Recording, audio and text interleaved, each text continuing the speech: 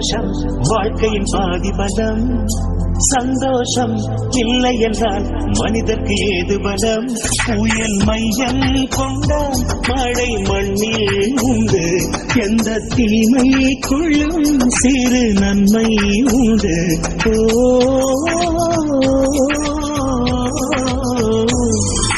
சந்தோஷம் சந்தோஷம் வாழ்க்கையின் பாதி பலம் சந்தோஷம் இல்லை என்றால் மனிதற்கு ஏது பலம் புயல் மையம் கொண்டால் மழை மண்ணில் உண்டு